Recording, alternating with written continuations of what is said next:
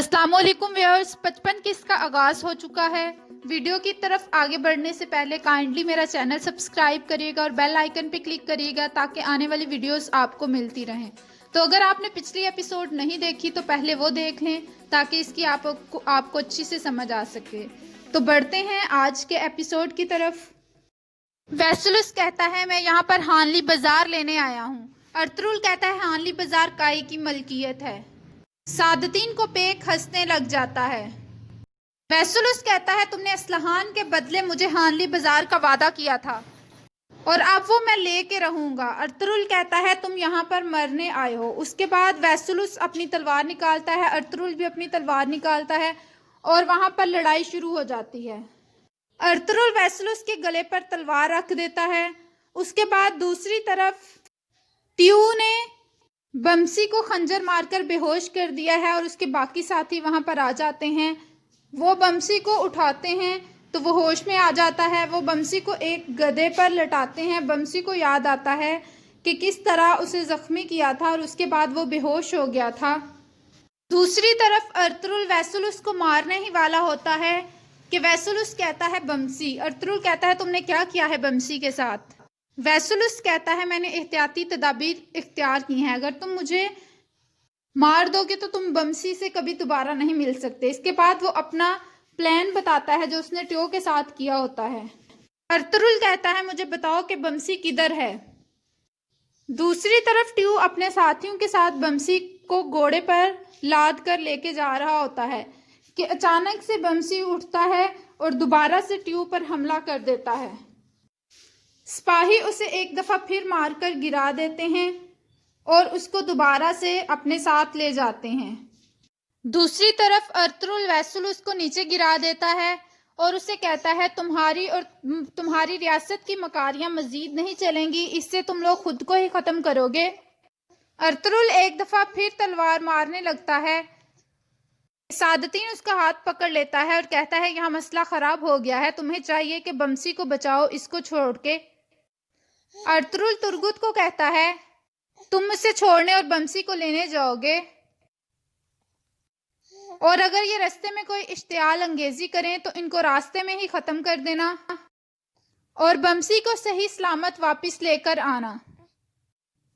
वो वैसुलस को लेकर चले जाते हैं। अर्तुरुल इंतहाई गुस्से में वहां खड़ा होता है। उसके बाद जावदार कबीले का मंजर शुरू होता है। असलहान और ओराल मरकजी खेमे में बैठे होते हैं। ओराल कहता है कि सब कुछ उल्टा होता जा रहा है, आलियार शहद की तरफ वापस लौट गया है, असलहान ने हमारी तरफ से मुंह मोड़ लिया है। चोलपान कहती है अब आप क्या करोगे। ओराल कहता है मैं सादतीन को पेक से कल मिलने जाऊंगा। इतने में एक सिपाही आता है और वो कहता है कि हानली बाजार में अर्तुरुल और सादतीन को पेक ने इत्तेहाद कायम कर लिया है और वहां जो होता है सारी तफसील बताता है। ओराल चीखने लग जाता है और कहता है ये किस तरह हो सकता है, आखिर मेरे लिए आखिरी उम्मीद सादतीन को पेक था और अब उसने भी अर्तुरुल से इत्तेहाद कायम कर लिया है। क्या करूंगा आखिर, अब मैं क्या करूंगा। चोलपान कहती है आप परेशान ना हो, सादतीन ने सिर्फ असलहान के लिए किया है ये। दूसरी तरफ सराय में सादतीन को पेक असलहान से कहता है कि मैंने तुम्हें कहा था कि मेरी ख्वाहिश है कि शादी महल में हो ताकि मैं आपको सुल्तान से भी मिलवा सकूं। असलहान कहती है जैसे आपकी मर्जी। सादतीन को पेक कहता है अगर मेरी मर्जी पर मुनहसर होता तो मैं फैसला कर चुका होता, मैं तुम्हारे बारे में चाहता हूँ। असलहान कहती है कि मैं चाहती हूँ मेरी शादी पर आलियार भी मौजूद हो। इतने में एक सिपाही खत लेकर आता है जो कि सुल्तान की तरफ से होता है। उसने सादतीन को पेक को फौरन कोनिया वापस बुलाया है। सादतीन को पेक असलहान को कहता है लगता है हमारी शादी की तकरीब मुमकिन नहीं है, मुझे वापस कोनिया जाना होगा। दूसरी तरफ अर्तुरुल हलीमा को कहता है सरदारान के आने के वक्त कम है, क्या आप खाना तैयार कर लोगी। हलीमा कहती है आप फिक्र ना करें, हम शाम तक सब कुछ तैयार कर लेंगे। हाइमा खातून कहती हैं तब तक मेरा बेटा बमसी भी आ जाएगा। अर्तुरुल कहता है कि आप बमसी तुमने ये क्या कर दिया, तुम्हारी वजह से वैसुलस को छोड़ना पड़ा। दूसरी तरफ असलहान आती है। हाइमा कहती है तुम्हें आराम करना चाहिए, तुम अभी मुकम्मल ठीक नहीं हुई। इतने में वहां आलियार भी आ जाते हैं। असलहान जब आलियार को देखती है تو حیران ہو جاتی ہے۔ آلیار اسلحان کو کہتا ہے شکر ہے تم واپس آ گئی ہو۔ اسلحان کہتی ہے بھائی مجھے معاف کر دیں۔ سعادتین کوپیک ارطغرل کو کہتا ہے مجھے آپ سے کچھ بات کرنی ہے۔ دوسری طرف ارطغرل ویسلس اور کمانڈر کو واپس لے کر جا رہا ہوتا ہے بمسی کو چھڑوانے کے لیے۔ ویسلس ترگت کو کہتا ہے اب اپنی سانسیں گن لو، میں جلدی آؤں گا اور تمہیں ختم کروں گا۔ ترگت کہتا ہے کہ تمہیں چاہیے، آج سے تمہاری سانسیں تمہارے پھیپھڑوں کو جلائیں گی۔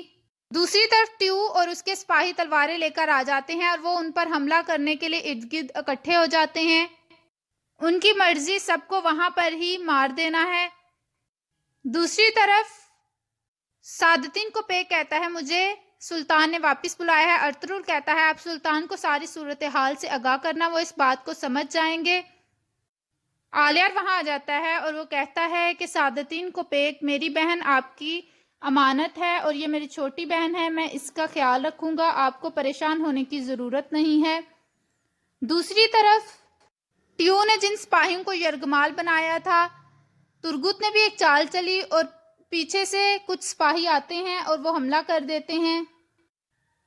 ٹیو کہتا ہے تم لوگ بہت شریر ترک ہو، تو تم لوگ اپنی حفاظت کا سامان کر کے آئے تھے۔ پھر وہ بمسی کو چھوڑتا ہے اور ترگت بھی ویسلس کو چھوڑ دیتا ہے۔ بمسی ترگت کے گلے ملتا ہے اور ترگت بمسی کو وہاں سے لے کر واپس آ جاتا ہے۔ اورال قبیلے سے باہر جاتا ہے اور اس کا ایک سپاہی بتاتا ہے کہ سعادتین کوپیک کونیا واپس جا رہے ہیں۔ اورال کہتا ہے مجھے ان کے جانے سے پہلے اس سے ملنا ہے۔ دوسری طرف سرائے میں ارطغرل اپنے کمرے میں کھڑا ہوتا ہے کہ سامسا وہاں پر آتا ہے۔ ارطغرل سامسا کو کہتا ہے کہ ہلینا کو خبر کرو بمسی کے بارے میں جو کچھ ہوا، اس کے علاوہ دنگرل اور حاجہ توریان کو پیغام پہنچاؤ کہ انہوں نے مجھے خبر کیوں نہیں کی بمسی کے بارے میں، وہ وہاں پر کیا کر رہے ہیں۔ دوسری طرف ویسلس ٹیو کو کہتا ہے سعادتین کوپیک کونیا جا رہا ہے۔ دوسری طرف ترگت بمسی کو لے کر واپس آتا ہے لیکن ارطغرل اس سے بات نہیں کرتا۔ ارطغرل کہتا ہے میں جرگے کے بعد تم سے اچھی طرح ملوں گا۔ آرتک صاحب بمسی کی مرہم پٹی کرتے ہیں اور اسے کہتے ہیں میں نے تمہارے زخموں پر مرہم لگا دی ہے، تم نے اپنے اس بازو کا خیال رکھنا ہے، اگر تم نے خیال نہ رکھا تو تم اپنے اس بازو سے کبھی بھی لڑ نہیں سکتے۔ دوسری طرف سعادتین کوپیک واپس جا رہے ہوتے ہیں کہ اورال راستے میں آ جاتا ہے۔ اورال کہتا ہے آپ نے ارطغرل کے ساتھ اتحاد کر لیا تو کیا آپ نے بھی مجھے چھوڑ دیا ہے؟ سعادتین کوپیک کہتا ہے کہ میں نے جان لیا ہے کہ تم سے اتحاد قائم کر کے میں ریاست کی کوئی بھی مدد نہیں کر سکتا، تمہارے تو اپنے بہن بھائی بھی تم پر اعتماد نہیں کرتے تو میں کس طرح سے کروں؟ اورال کہتا ہے کہ آپ مجھے اس طرح سے اکیلے نہیں چھوڑ سکتے۔ سعادتین کوپیک اسے کہتا ہے کہ آئندہ تم میرے راستے میں مت آنا۔ دوسری طرف اسلحان آلیار کو کہتی ہے کہ اورال بھائی کا کیا ہوگا؟ آلیار کہتا ہے کہ اس کے لیے میرے دل میں اب کوئی بھی نرم کونا نہیں ہے۔ اتنے میں وہاں پہ کتلوجا آ جاتا ہے اور وہ کہتا ہے بھائی ایک بری خبر ہے، کنور صاحب مر چکے ہیں اور ہمیں ان کی لاش سڑک کے کنارے پر ملی۔ آلیار کہتا ہے اس کے پیچھے بھی اورال ہی ہے، وہ روز کسی نہ کسی کا قتل کرتا رہے گا اور ہم صرف دیکھتے رہیں گے، اب ہمیں اس کا کچھ کرنا پڑے گا، اورال کا مرنا ناگزیر ہو چکا ہے۔ دوسری طرف سعادتین کوپیک کہتا ہے کہ میں نے اسلحان کی آنکھوں میں دیکھا ہے، وہ تمہارے لیے اعتبار کھو چکی ہے، تمہیں چاہیے کہ آلیار کی بیعت کر لو۔ اورال کہتا ہے میں یہ نہیں کر سکتا، ہرگز نہیں، آپ میری پیٹھ پہ خنجر گھونپ رہے ہیں۔